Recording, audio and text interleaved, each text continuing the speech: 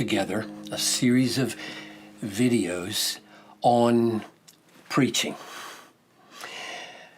And I would say preaching as worship, because that's what I think preaching is. Or my phrase that I love to use to describe preaching, preaching as expository exaltation, which we'll be explaining later on.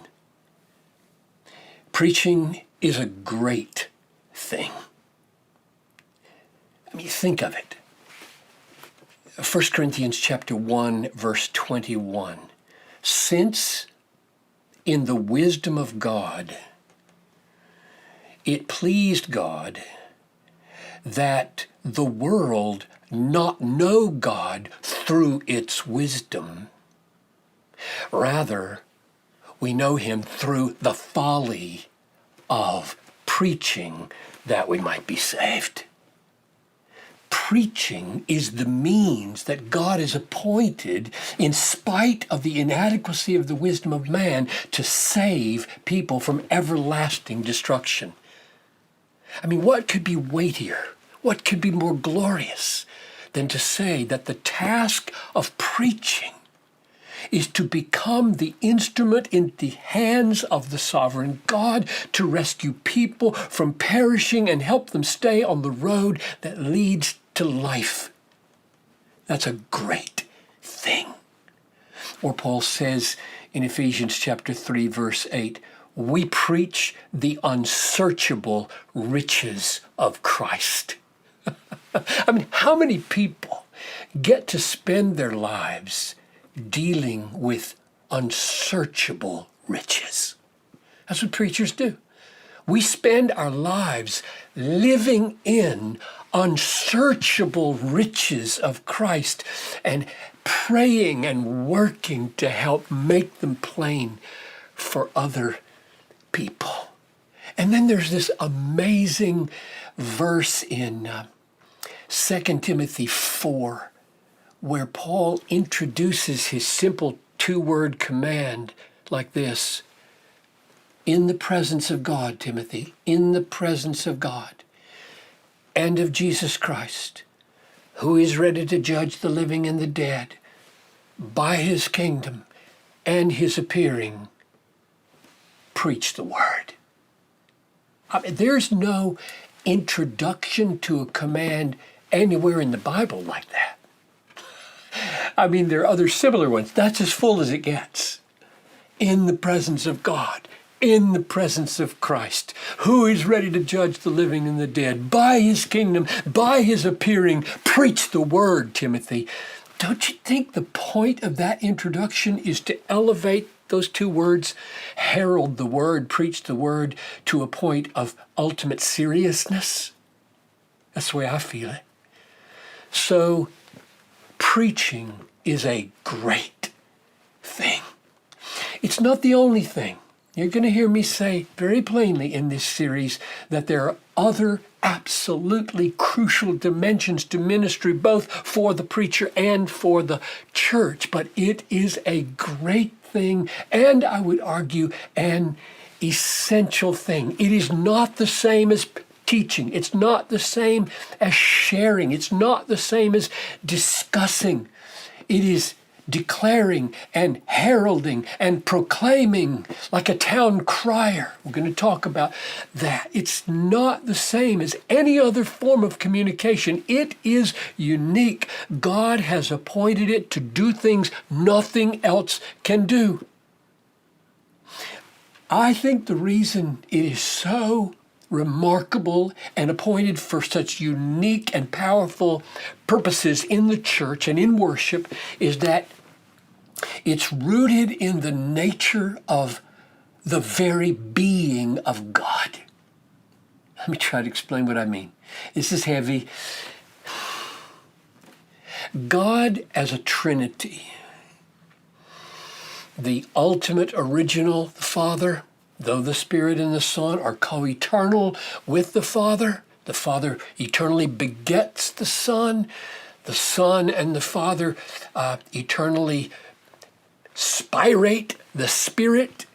so that you have three persons in the Godhead. But when you step back and let the Bible shape how you think about that, you realize a couple of things. God knows God perfectly. Jesus, the Son, is the perfect, exact image and representation and essence of God, Hebrews 1.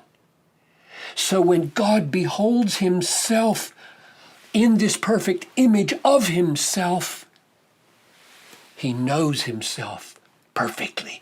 God is from all eternity a perfect knower of God.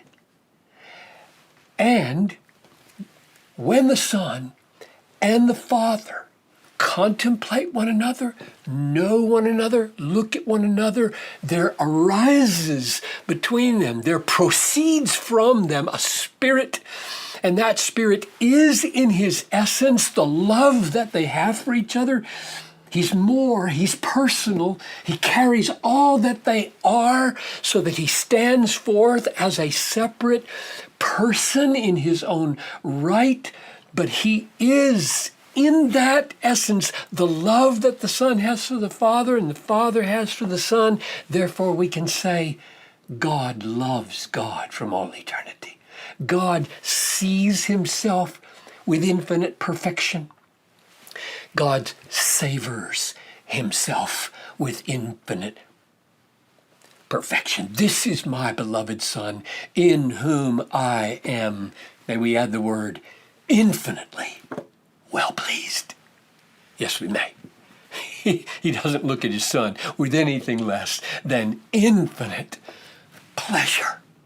Okay, if God in his very being from all eternity is a God who knows perfectly, and a God who loves perfectly, a God who sees his glory, and a God who savors his glory, what do you think those created in his image are going to be like?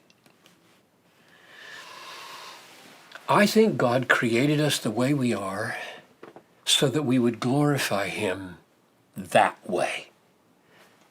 Capacities to know him truly and capacities to love him duly.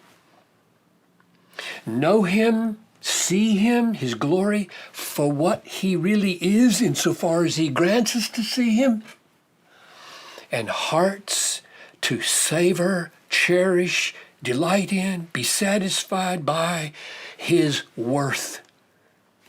So to know his truth and to love his worth. Now, preaching is the appointed means of communication that, unlike any other, unites those two in the regular ministry of the revelation of God to a people. That's why I call it expository exaltation. Expository. It brings out the truth of God and it exalts over the worth of God. And in its exercise of exposition and exaltation, it not only embodies that worship and that glorification of God through knowing and loving, it imparts it to others. That's the great calling. That's the great task. By doing exposition, bringing out reality that's in the text and verbalizing it for the understanding of those created in the image of God, and exalting over what we have seen and what we have said so that our hearts are appropriately responding to the beauty of what's there, they can come awake with us to that truth and that worth. So I don't think preaching is a small thing. I don't think it's optional. I don't think discussion can replace it. Teaching can't replace it. Conversing can't replace it. And believe me, I believe in teaching. I believe in conversation is essential to life. I believe in counseling. I believe in all kinds of word ministry that are not preaching and how important they are in the church. You'll hear more about that later. But oh, how I want you to see preaching as a glorious thing. There is nothing like it in the world. And I think God has appointed it for the awakening and the strengthening and the preservation of a supernatural community called the worshiping church. So I'm really eager to walk with you through our thinking together in these videos.